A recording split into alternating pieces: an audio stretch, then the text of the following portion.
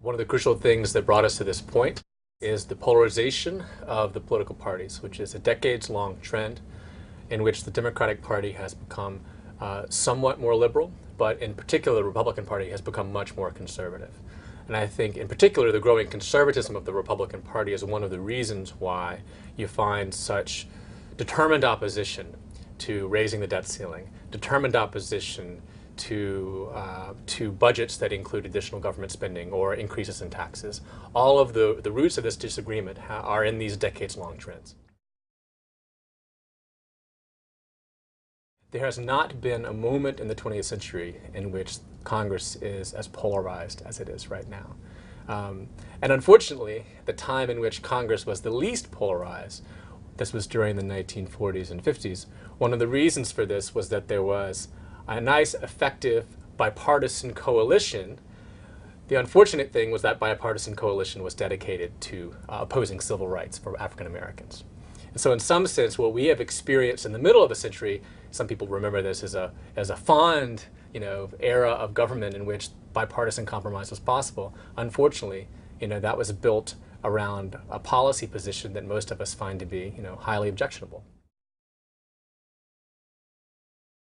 It's going to be hard to recreate a spirit of trust and compromise that's going to allow members of Congress and the President to avoid similar kinds of brinkmanships and breakdowns and shutdowns and all of the things that have arguably, not just made people even more cynical about politics, but, caused some real, damage to our economy and made, markets pretty uncertain that our political leaders, know what they're doing or can do what they need to do. In the polls, I see things that should concern Republicans and Democrats alike. Republicans a little bit more, and that's mainly because more of the public blames them for the shutdown, and more of the public disapproves of their handling of the budget negotiations, a fraction that's gone up in recent weeks.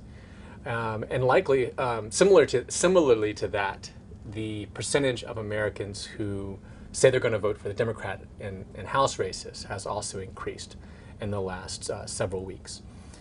On the other side of things, for Democrats, I'd be a little bit nervous by the fact that people's evaluations of the economy have gotten so much more pessimistic in the last few weeks. That is going to be associated with how well people think of Obama. It's going to be associated with how well the president's party does in a midterm election. We're still quite a far ways from that midterm election, so a lot can change between now and then. But right now, I think even if the Republican Party is bearing most of the blame, there are still some warning signs here for Democrats. No one is particularly popular right now when the public has to think about the budget negotiations.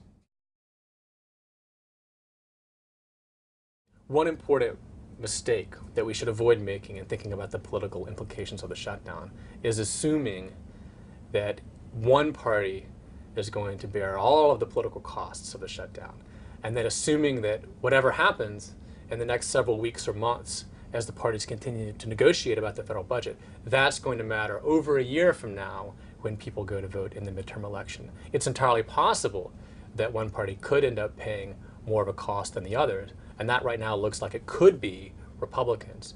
But there's enough uncertainty in that I think it's the right strategy, the right stance is to be at least somewhat cautious.